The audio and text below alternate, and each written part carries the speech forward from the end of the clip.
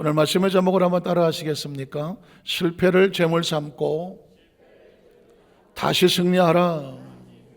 실패를 내버려 두지 말고 반드시 제물로 삼아서 그 실패를 디디고 다시 승리하라. 이런 제목으로 말씀을 나누기 원합니다. 제가 사진 한 장을 보여드리겠는데요, 혹시 이 사진을 기억하실까요?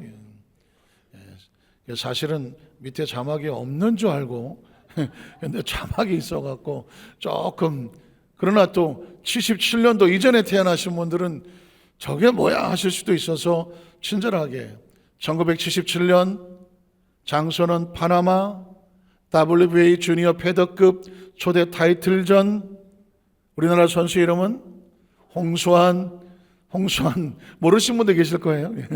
홍수환이, 이분이 장로님이 되셔서 지금 전국을 다니면서 간증 집회도 하시고, 홍수환의 동생 홍수철이라고 했는데 한때 가수를 했었죠. 그분이 이제 목회를 하고 계시더라고요.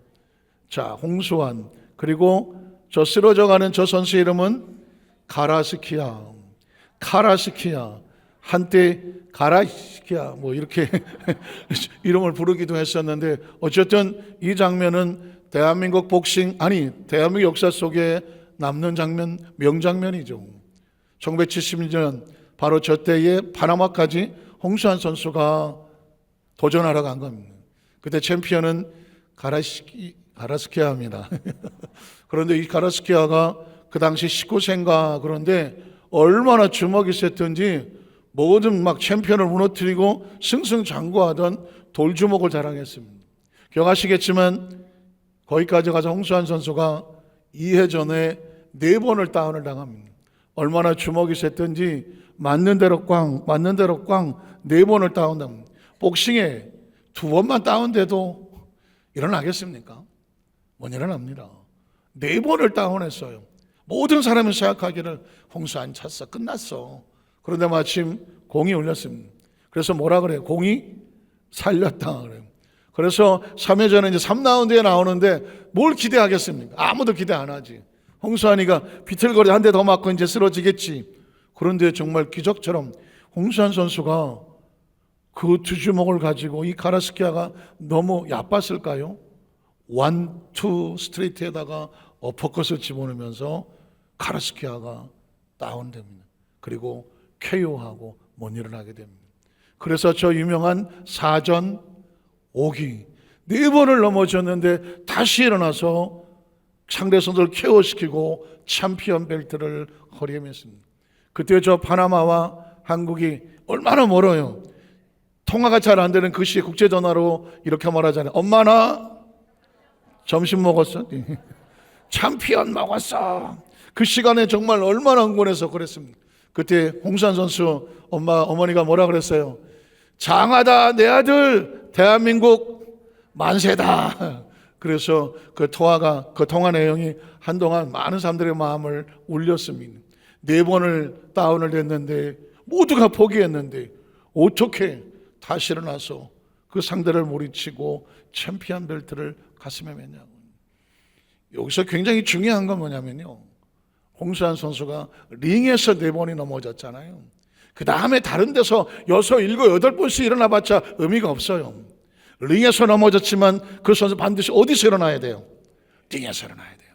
링에서 일어나야 기회가 있어요.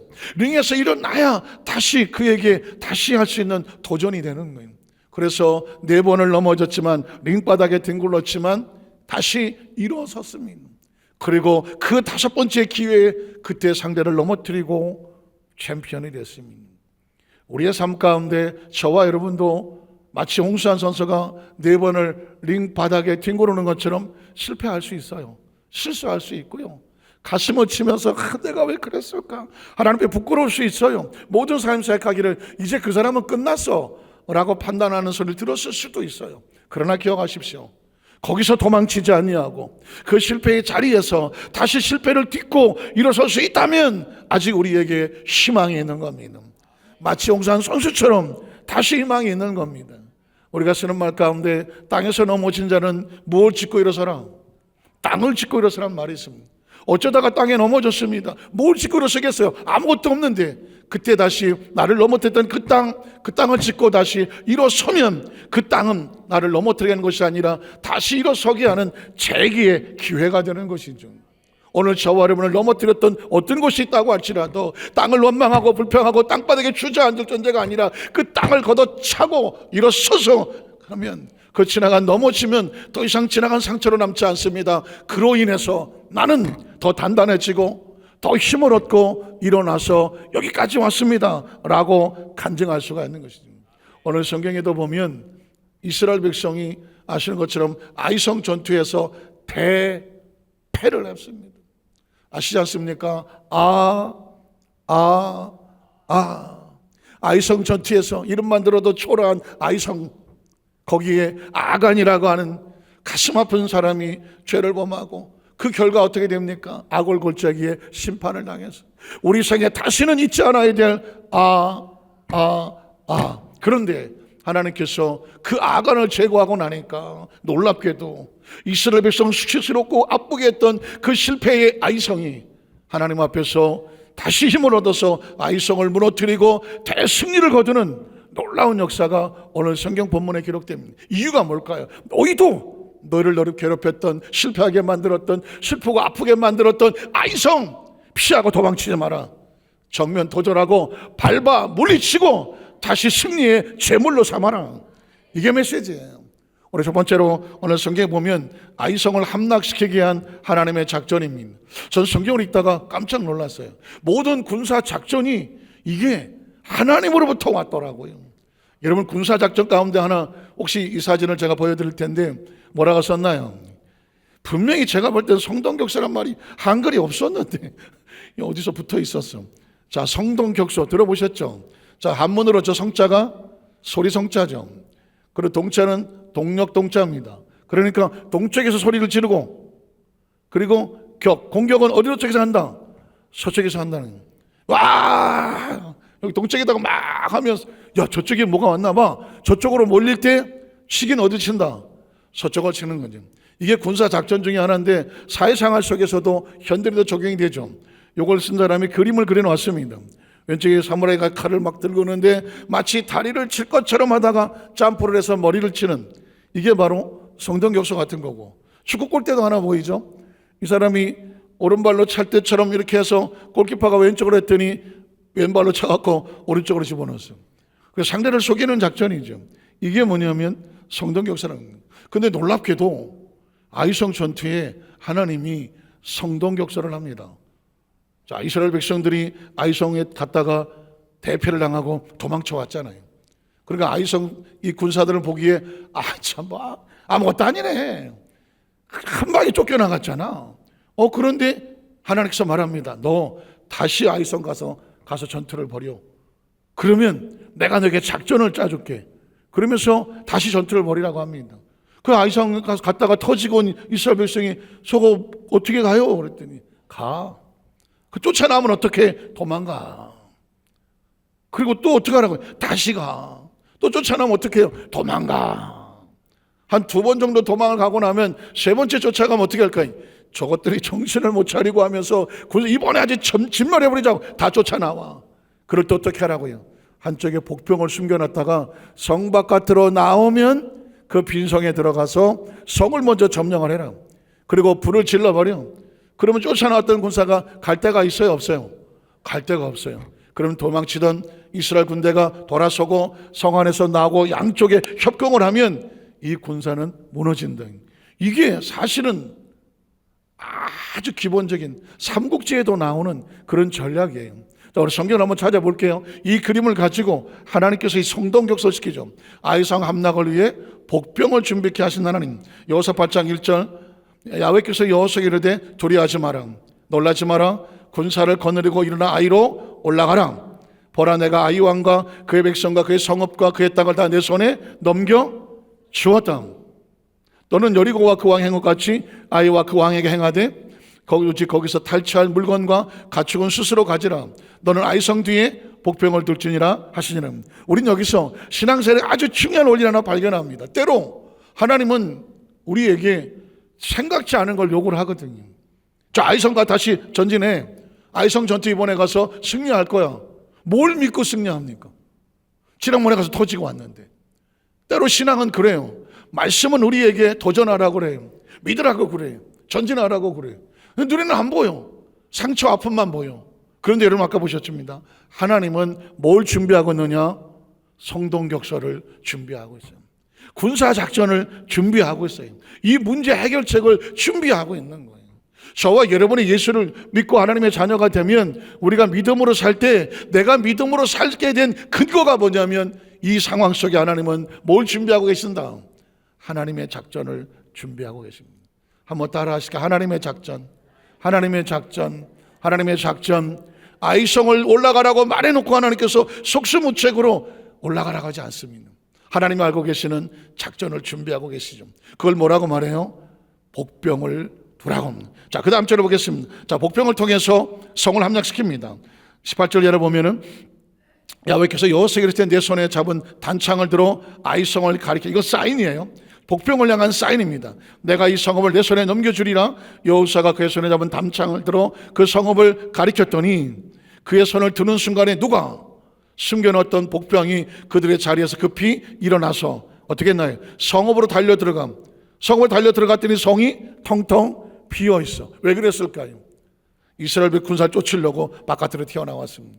성을 비워놓고 튀어나갔다가 점령하고 성읍에 불을 놓았더라. 그 다음에 보면 아이 사람들이 뒤를 돌아본 즉 뒤에서 성읍에서 연기가 하늘에 닿은 걸 보니 앞으로 나갈 수도 없고 뒤로 갈 수도 없어. 이 길로도 저 길로도 도망할 수 없이 되었고 광야를 도망하던 이스라엘 백성은 그 추격하던 자에게 다시 돌아섰습니다. 그래서 어떻게 됐습니까?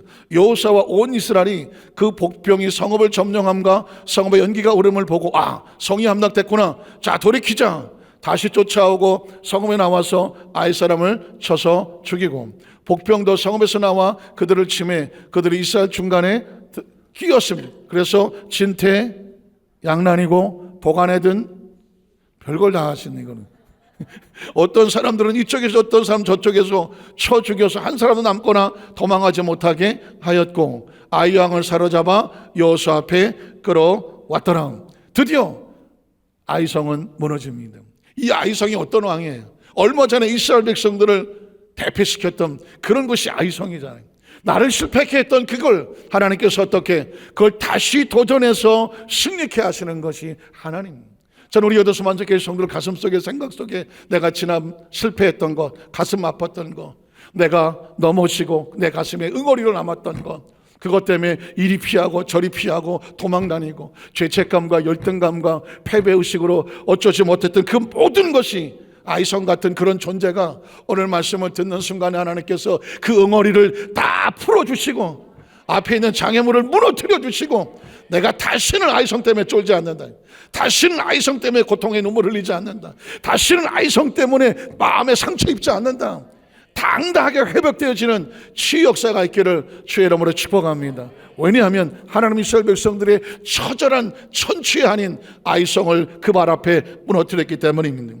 24절 29절에 보면 이스라엘이 자기들을 광야로 추격하던 모든 아이 주민들을 들여서 죽이되 이 내용은 길어도 그냥 내용은 뭐냐? 하나님의 그 이스라엘 백성의 가슴에 아팠던 아이성을 어떻게 전멸시켰는지 말씀을 읽을 때 여러분의 마음속에 내 가슴에 있었던 한 맺힌 아이성 같은 사건을 어떻게 진멸을 시킬지를 바라보고 꿈꾸고 생각하면서 말씀을 읽어보십시오. 자, 그들을 다 칼날에 엎드려지게 하여 진멸하기를 마치고 온 이스라엘이 아이로 돌아와서 칼날로 쳐서 죽이며 그날에 엎드려진 아이 사람들은 남녀가 모두 12,000명이라. 자, 아이 주민들을 진멸하여 마치기까지 여호수아가 단창을 잡은 손을 거두지 아니하였고 오직 그 성읍에 가축과 노력한 것은 야훼께서 여호수아에게 명령하신 대로 이스라엘이 탈취하였더라. 이에 여호수아가 아이를 불살라 그것으로 영원한 무더기를 만들었더니 오늘까지 황폐하였으며 그가 또 아이 왕을 저녁 때까지 나무에 달았다가 해질 때 명령하여 그 시체를 나무에 내려서 성문역에 던지고 그 위에 돌로 큰 물 쌓였더니 그것이 오늘까지 있더라. 완벽히 마음속에서 그 상처와 아픔이 다 빠져나간 승리의 모습을 이스라엘 백성들에게 보여준 것입니다. 여러분의 삶 가운데 내 인생에 가장 힘들었던 상처가 뭘까요? 가장 가슴 아팠던 눈물이 뭘까요? 내가 잘 나가다가 거기만 가면 그 상황만 넣으면 주저앉아 버리는 나를 힘들게 하는 약점이 뭘까요? 사실은 그 부분을 해결하지 않으면, 그 부분이 해결되지 않냐면 잘 나가다가도 그 문제에 부딪히면 주저앉아 버리거든요. 그런데 여러분, 오늘 그 약점이 변하여 그 약점을 이기고 나서 그 약점으로 인하여 우리 앞으로 나가는 놀라운 역사가 있기를 주의 이름으로 축복합니다. 이 말씀을 묵상하다 보니까 제가 그전에 강서 1대 2대 교구가 있는데 제가 전다가 2대 교구였었어요. 근데 강서 1대 교구에 어떤 구역장 한 사람이 이 놀라운 간증 하나를 들으면서 그때 웃기기도 하고 눈물도 나고 그리고 은혜도 받았던 그런 상황이 하나 있습니다. 이 구역자님이 가을이었어요. 어느 가을 10월 달쯤, 가을 10월 11월 막 단풍이 막 들 때였는데 이 구역자님 나중에 와서 간증을 하는 거예요. 그날 주일을 가야 되는데 명색의 구역장인데 친구들이 참 설악산에 단풍이 기가 막혀졌다는 거예요. 이번 주에 안 가면 다음 주에 다 떨어진다는 거예요. 그래서 꼭 가자 그래서 나 안 돼, 나 주일날 안 돼, 나 구역장이라 안 돼 그러는데 한 번만 빠져라, 한 번만. 야, 친구들 위해서 그것도 못하냐? 안 되는데. 그래. 니네들 이렇게 원하니까 이번 주에 안 가면 단풍 달아야 되니까는 그래, 알았어. 해놓고는 마음이 좀 찝찝한데 구역장 가방을 들고 집에서는 교회 간다고 나왔어요. 그리고는 이제 친구들을 만나서 같이 가기로 봉고차를 영등포 대로에서 기다리고 있는 거예요. 근데 마침 봉고차가 한 대 앞에 서길래 아무 생각도 없이 그냥 친구 참가 싶어서 이렇게 갔더니 문이 확 열리더니 좀 있더니 시커먼 남자들이 와갖고 구역장을 잡아갖고 집어넣는 거예요. 그 당시에 한 92년 3년도 이때에 인신매매단이 전국적으로 많았어요. 그래서 이 구역장이 인신매매단에게 잡혀간 거예요. 눈을 가리고 한 2시간 정도 가다가 어느 시골의 허름한 곳에 창고 같은 데 있던데 거기다 걸어가다 문을 열고 거기다가 집어 던지더래요.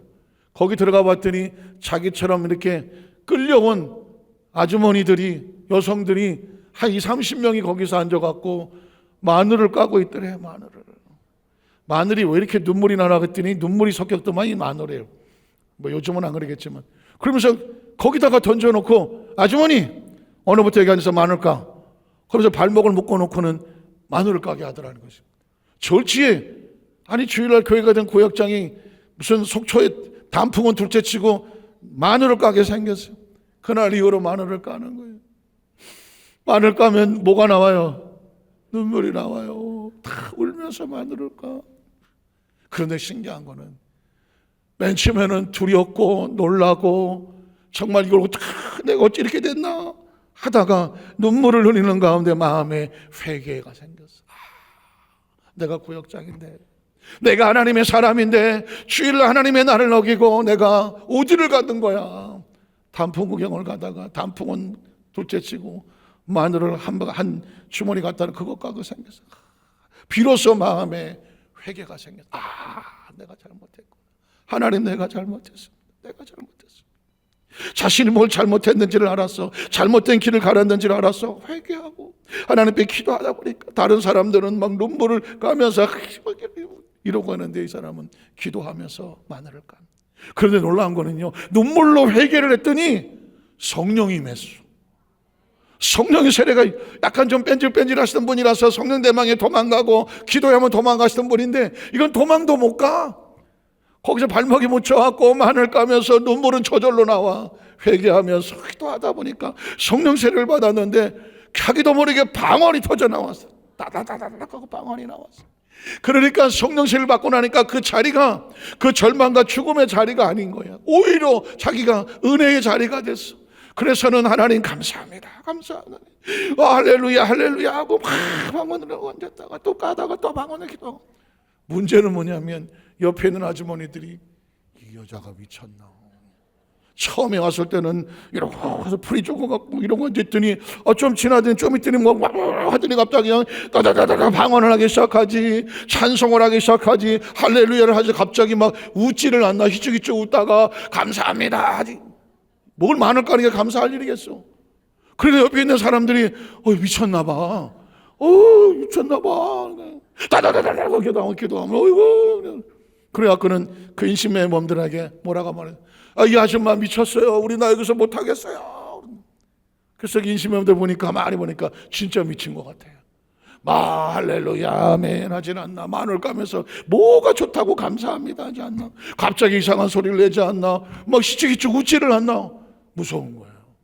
그래갖고는 어떻게 했냐면, 안 되겠다, 이 아줌마 딴 사람들 안 되겠다.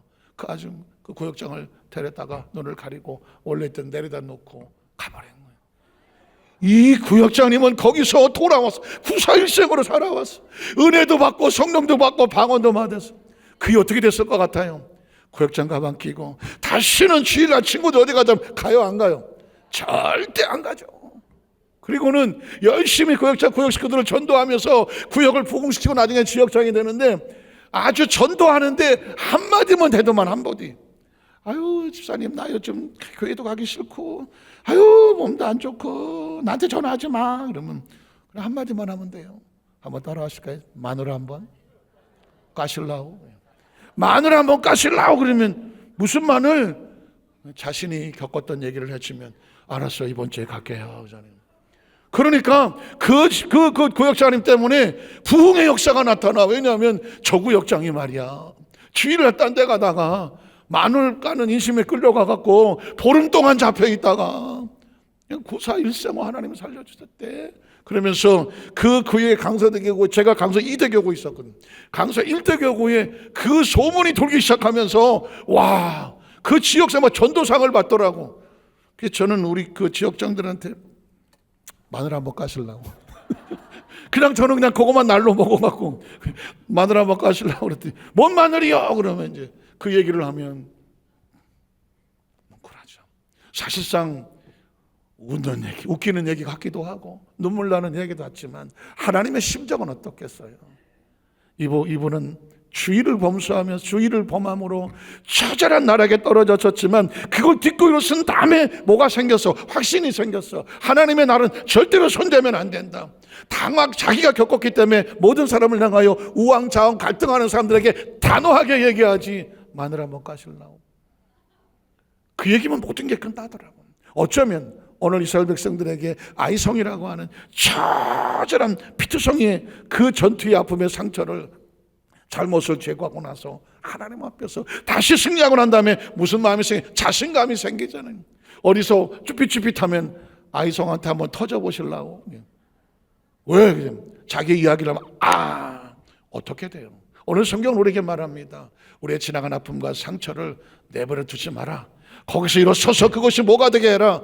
간증이 되게 하라. 오늘 두 번째로 그 샘플이 누구냐면 아브라함이에요. 아브라함이라는 사람은 믿음의 조상이라고 말하지만 평탄하게 올라오지 않았습니다.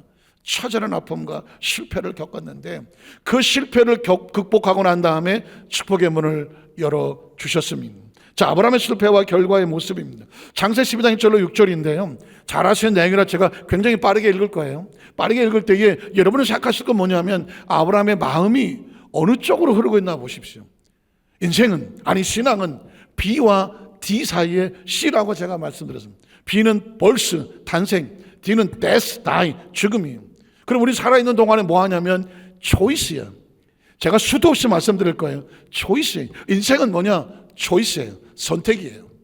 미래는 어떻게 결정되느냐? 지금 내가 선택한 것이 내 미래를 만들어요. 미래는 요행과 재수가 아니에요. 어디 가서 부적 쓰고 점치는 거 아니에요.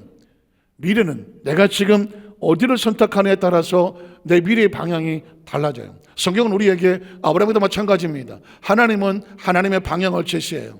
그 방향을 끝까지 가는 사람은 끝에 하나님께서 주시는 미래가 기다리고 있어요. 근데 그 미래를 벗어나서 하나님 그렇게 말씀하셔도 난 이 방향이 좋아. 자신이 선택한 방향은 자신이 책임을 져야 돼요. 자, 방향이라는 관점에서 읽어 내려갈 때 여러분 보십시오. 아브라함 방향 어디 있는가? 야훼께서 아브라함이 이르시되 너는 거의 고향과 친척과 아버지 집을 떠나 내가 내게 보일 땅으로. 하나님은 다른 거, 말씀의 주된 원칙은 뭐냐? 방향이에요. 내가 너로 가라. 그럼 그 방향에 뭐가 있어요? 내가 너로 큰 민족을 이루고 내게 복을 주어 내 이름을 창대하게 하리. 너는 복이 된다. 어디로 가면? 그 방향으로 가면 너를 축복한 자에게 내가 복을 내리고 너를 저주한 내가 저주하리니 땅의 모든 족속 너로 말미암아 복을 얻을 것이라. 어떻게 하면? 그 방향으로 가면. 이 아브라함이 그 말씀을 따라 방향을 따라간 거예요. 따라가면 어떻게 될까요? 안전하겠죠. 무슨 일이 있으나도 하나님은 계획을 가지고 있죠. 롯도 그와 함께 갔으며 아브라함이 하나님을 떠날 때 75세였더라. 자, 아브라함이 그 아내 사레와 조카 롯과 하란에서 모든 소유와 어른 사람을 이끌고 어디로 가요? 가나안 땅, 하나님 지시한 꿈으로 가려고 떠나서 마침내 가나안 땅에 들어갔더라. 여기까지 안전해요. 아브라함이 그 땅을 지나 세겜 땅 모래 상수리 나무에 이르니 그때 가나안 사람이 그 땅에 거주하였더라. 야훼께서 아브라함이 나타났을 때 내가 이 땅을 내 자손에 주리라 하신지라. 자기에게 나타나신 야훼께 어디서? 그곳에서. 자, 그러면 어떻게 돼? 안전하죠? 제단을 쌓고 또 거기서 베델 동쪽 산으로 옮겨 장막을 치니 서쪽은 베델이요 동쪽은 아이라. 자, 그가 어디서?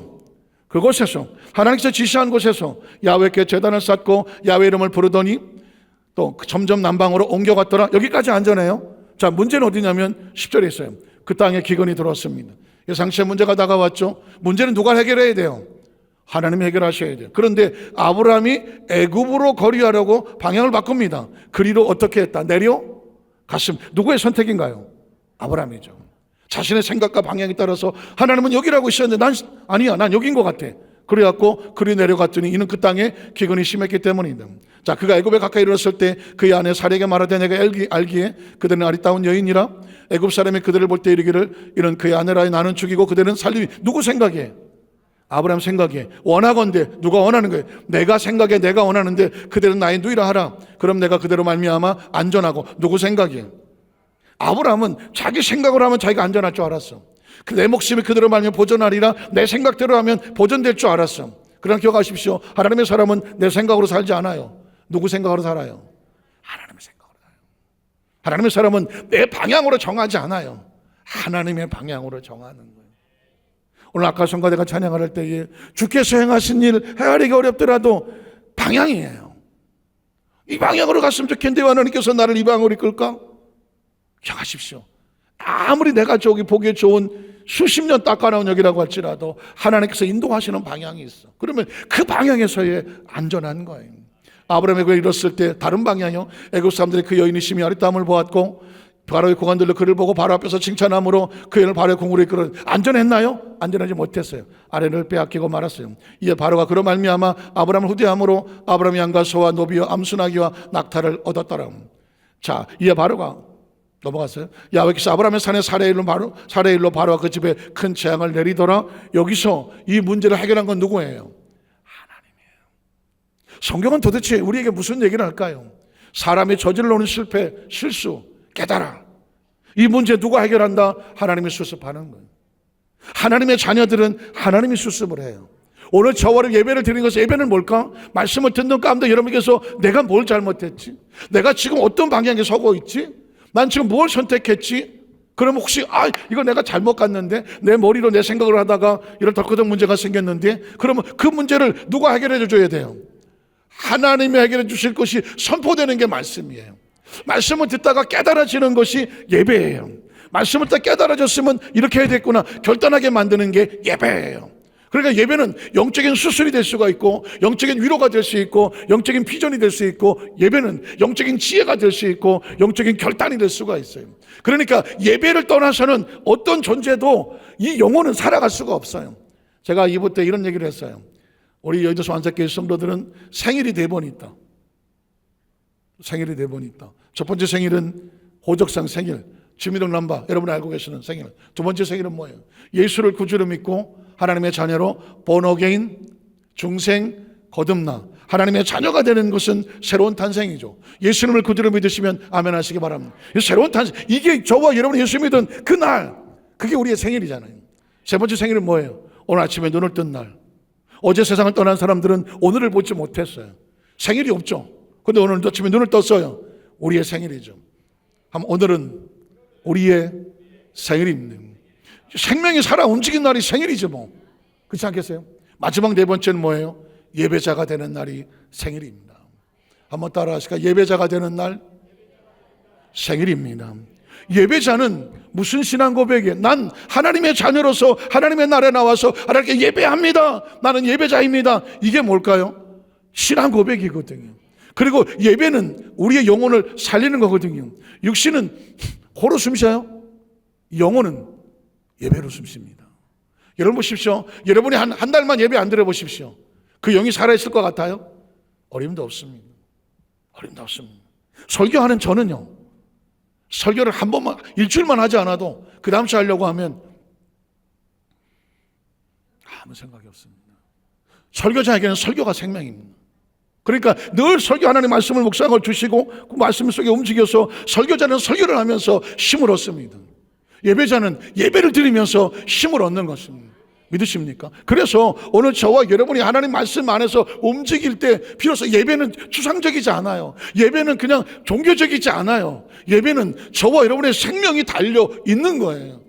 그 예배를 통해서 하나님 말씀을 붙잡고 말씀대로 살면서 내 인생이 보장이 되는 것이지, 예배를 떠나서는 절대로 내 마음대로 야브람처럼 생각을 해봐도 그 결과는 안전하지 않아요. 하나님께서 개입을 하셔야 돼요. 예배는 하나님께서 개입하는 시간이에요. 아브라함 그 안에 살해 일어나 바로와 그 집에 큰 재앙을 내린지라. 바로가 아브라함을 불러서 이르되 내가 어찌하여 나에게 이렇게 행하였느냐? 내가 어찌하여 그를 내 아내라고 내게 말하지 아니하였느냐? 내가 어찌 그를 누이라 내게 그럴 때 내가 아내를 삼게 하였느냐? 네 아내가 여기 있으니 이제 데려가라 하고, 또 바로 그 사람들이 그 일을 명하며 그들이 그와 함께 그의 아내와 그의 모든 소유를 보내었더라. 아브라함은 잘못 선택하여 아내와 모든 걸 잃어버릴 뻔했지만 하나님께서 다시 그를 회복시켜서 놓았습니다. 그러니까 우리 인생의 저지른 곳을 회복시키는 분은 하나님이, 아브라함의 머릿속에 아마 평생 철저하지 않을 겁니다. 내가 그때 왜 하나님의 말씀을 어기고 다른 길로 갔을까? 그러면 이 사람이 다시 하나님의 축복을 받으려면 어떻게 될까요? 그 불순종했던 그 상황으로 다시 가야 돼. 그리고 다시 내가 불순종하지 않고 이겨낼 수 있다는 믿음이 있는 것이 보여져야 돼. 그래서 창세기 22장에 보면 하나님은 똑같은 문제를 제시하는 겁니다. 자, 너 이런 상황에서 어떻게 할래? 옛날처럼 네가 갔던 길로 갈래? 아니면 내가 지시하는 길로 갈래? 이게 시험입니다. 자, 창세기 22장 1절 2절을 보겠습니다. 자, 그 일에 하나님이 아브라함을 시험하시려고. 시험이죠. 뭘 시험합니까? 이 사람이 하나님 말씀대로 순종하냐? 아니면 아직도 자기 고집이 있어서 자기 마음대로 가냐? 이걸 지금 시험하는 거예요. 그럼 누구를 붙잡고 하나님 쓰시겠어요? 하나님의 말씀에 순종하는 사람을 하나님이 쓰시죠. 하나님 말씀에 자기가 순종하자 자기 마음대로 했던 사람 쓸 수 있어요? 쓸 수 없어요? 쓸 수 없습니다. 지금 하나님은 아브라함을 시험합니다. 내가 써도 될까? 내가 큰 축복을 맡겨도 될까? 하나님의 비밀을 말해도 될까? 이게 시험입니다. 자, 그를 부르시되 아브라함 하시니, 자, 여러분 아시는 내용 그것만 읽어갈게요. 그가 이르되 내가 여기 있나이다. 야훼께서 이르되 내 아들 내 사랑하는 독자 이삭을 데리고 어디로 가라? 모리아 땅으로 가서 내가 내게 일러주는, 여기다 밑줄을 치세요. 내가 내게 일러주는 한 산. 이것도 역시 관용어와 같아요. 내가 내게 일러주는 한 산. 이게 우리 인생의 가장 축복의 방향이에요. 자, 어디서? 거기서 그를 번제로 드려라. 자, 이제 아브라함이 나와요. 아브라함 어떻게 할까요? 그곳으로 갈까? 아니면 내가 원하는 곳으로 갈까? 옛날엔 내가 원하는 대로 갔는데, 자, 아브라함의 방향을 볼게요. 그 다음 절을 보면 아브라함이 아침에 일어나서 나귀와 안장을 지우고 두 종과 그 아들 이삭을 데리고 어디로 갈까? 번제 쓸 나무를 쪼개가지고 떠나. 어디로 가요? 하나님이 아까 제가 밑줄 치라고 그랬어요. 자기에게 일러주신 곳으로 어떻게 하더라? 가더라. 인생은 뭐다? 선택이고 방향이다. 아브라함은 지금 하나님 방향을 선택했다. 그 다음 절 보면 제3일에 아브라함 눈을 들어서 어디? 그곳이 어디예요? 하나님 자기에게 일러준 곳. 제가 밑줄을 치라고 한 얘기는 여러분의 마음속에 밑줄을 치셔야 돼요. 나는 지금 하나님 일러주신 곳으로 가고 있나? 이걸 매 순간 결정하는 것을 신앙이라고 말해요. 제3일 아브라함 눈을 들어 그곳을 멀리 바라본지라. 자, 이 아브라함이 종들에게 이르되 너희는 나귀와 함께 여기서 기다려라. 내가 아이와 함께 어디 가서? 저기가 어디예요? 하나님 자기에게 일러주신 곳. 저기 가서 예배하고 우리가 너희로 돌아오리라 하고, 또 아브라함이 번제 나무를 가져다 그의 아들 이삭에게 치우고 자기는 불과 칼을 손에 들고 두 사람이 동행하더니 이삭이 그 아버지 아브라함이 말하되 이르되 내 아버지 아니. 그가 이르되 내 아들아 내가 여기 있노라. 이삭이 이르되 불과 나무니거니와 번제를 어린 양은 어디 있습니까? 아브라함이 이르되 내 아들아 번제를 어린 양은 하나님이 자기를 위해서 친히 준비하시리라 하고, 또 두 사람 함께 나아가서 하나님이 그에게 일러주신 거죠. 성경은 아주 집요합니다. 그리고 디테일합니다.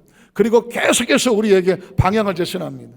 그에게 일러주신 곳에 이른지라. 이 아브라함의 그곳이 어디예요? 그에게 일러주신, 거기 가서 제단을 쌓고 나무를 버려놓고 그의 아들 이삭을 결박하고 제단 나무 위에 놓고 손을 내밀어 칼을 잡고 그 아들을 잡으려 하니, 여기까지가 아브라함이 순종한 거예요. 우리가 할 영역은 여기까지예요. 그 다음은 어떻게 할까요?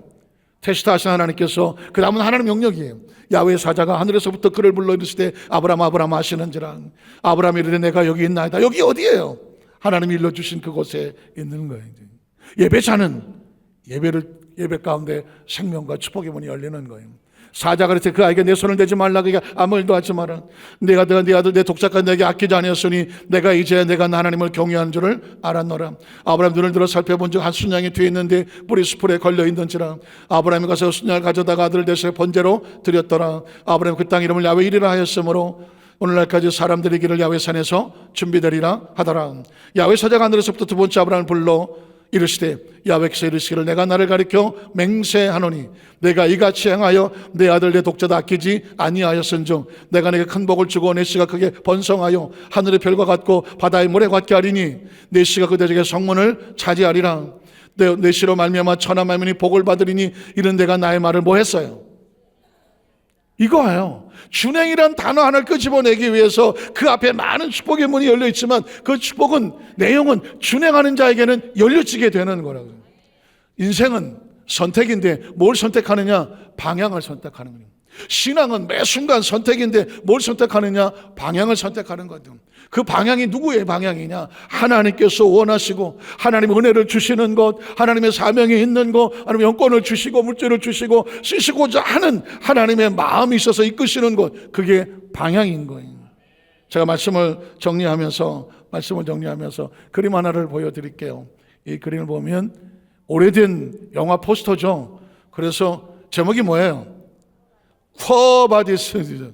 원래는 그 위에 라틴어에 보면 쿠어 바디스인데 예전엔 쿼 바디스라고 했던 것 같아요. 그래서 남자 주인공 이름이 로버트 테일러, 여자 주인공 이름은 데보라 카. 잘 기억이 안 날 수 있어요. 그런데 저 로버트 테일러 때문에 제가 마음에 예전에 좀 약간 상처 입은 적이 있는데 혹시 저 안 닮았어요? 그때도 이런 반응이었어요. 아니, 중학교 3학년 때 어떤 친구가 갑자기 이 포스터를 보고 와서 야 유민아 너 그 로버트 테일러 닮았더라. 그래서 로버트 테일러가 누구야? 쿠아바디스 영화 주인공이래. 그래? 닮았나? 제 20대 때 이렇게 안 생겼어요. 저렇게 생겼다니까. 그랬는데 그 다음날은 또 바람과 함께 사라지다 남자 주인공 클라크 케이블을 또 닮았다고. 누군지 모르니까 반응이 어쩌네. 그래서 야, 내가 아무래도 중대 영문영화과를 가야 될 모양이다. 야, 그런데 내가 어느 날 가만히 보니까 하나도 안 닮았어요. 그런 조커가 있는데 어쨌든 잊지 마시라고요. 이 영화의 주인공은 두 분도 중요하지만 그 다음 장면이에요. 그 다음 장면을 보면 이분이에요. 누굴 것 같아요? 베드로입니다. 베드로의 말년에 베드로가 저 로마에 가서 복음을 전하고 그 교회를 돌봅니다. 그런데 네로가 아시는 것처럼 로마에다 불을 질러 놓습니다.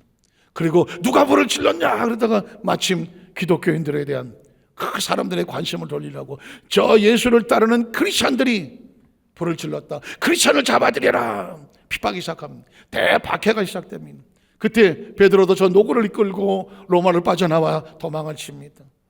로마를 빠져 도망을 치는데 저 반대편에서 빛 가운데 오는 어떤 한 사람을 보게 됩니다. 보는 순간 덜커덕 어디서 보았지? 예수님의 모습이었습니다.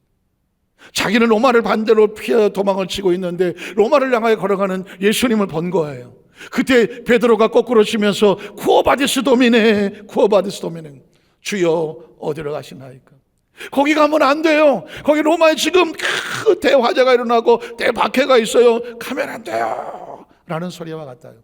그때 예수님께서 베드로를 쳐다보지도 않고 이렇게 말합니다. 베드로야, 나는 내가 버리고 떠나는 저 로마에 있는 내 사랑하는 자녀를 위해서 또다시 십자가에 못 박히러 간다. 베드로는 가슴에 철천지 한이 있잖아요. 예수가 십자가에 못 박힐 때에 예수를 모른다고 3번이나 부인하고 도망을 쳤던 아픈 상처가 있잖아요. 문제만 있으면 도망을 치던 상처가 있잖아요. 그런데 예수님께서 말씀하는 거예요. 네가 버리고 가는 저 로마에 잃어버린 영혼들을 위해서 내가 다시 십자가에 못 박히러 간다. 그때 베드로가 거꾸러지죠. 그때 베드로가 다시 방향을 돌립니다. 그리고 저 로마에 있는 영혼들을 돌보고 그리고 그 그 피투성이 삶 가운데 예수의 복음을 증거하다가 로마 병사들에게 잡힙니다. 로마 병사들이 예수의 제자라는 사실을 알고 그 언덕에 십자가를 세워놓고 못을 박으려고 했을 때 여러분 기억하신 것처럼 베드로는 이렇게 말합니다. 나는 예수를 모른다고 3번이나 부인했던 사람. 나는 주님처럼 십자가에 달릴 자격이 없으니 나를 거꾸로 매달아 주십시오. 거꾸로 매달아 주십시오. 그래서 주님 제자 베드로는 거꾸로도 갔사오니 거꾸로 달린 거예요. 어쩌면 오늘 저와 여러분의 삶의 전 가운데서도 우리가 주님 내 어떤 목적과 이유를 위해서 과거 실패나 아픔의 상처들이 있지만 주님은 어쩌면 베드로의 아픈 상처를 이걸 통해서 회복을 시키셨는지 몰라요. 그리고 다시 그 도전과 아픔과 상처를 뒤디고 일어서서 주께서 원하시는 사명을 감당하게 하시는 겁니다. 우리 여도수만교회 모든 성도들 가슴속에 생각 속에 더 이상 지나간 아픔으로 인해서 슬퍼하지 않았으면 좋겠어요. 지나간 아픔과 상처와 눈물과 그 아픈 기억과 열등과 죄책감 그 어떤 것 때문에 다시 주저앉지 않았으면 좋겠어요. 다시 일어설 수 있어요. 홍수 안에도 일어섰는데 뭐 아이성 전투에도 일어났잖아요. 아브라함도 옛날에 도망갔다가 다시 일어섰잖아요. 오늘 저와 여러분에게 하나님께서 각자의 마음속에 괜찮아 다시 시작할 수 있어. 내가 너를 여기서 여의도 안산교회에서 새롭게 만들어줄게. 내가 새롭게 너를 축복해 줄게. 그래서 멋지고 아름다운 영적 귀한 사명자로 새롭게 태어나라는 우리 여의도 안산교회 모든 성도들의 그 축복의 주인공이 되시기를 주님의 이름으로 축원합니다. 기도하겠습니다. 전능하신 하나님 아버지,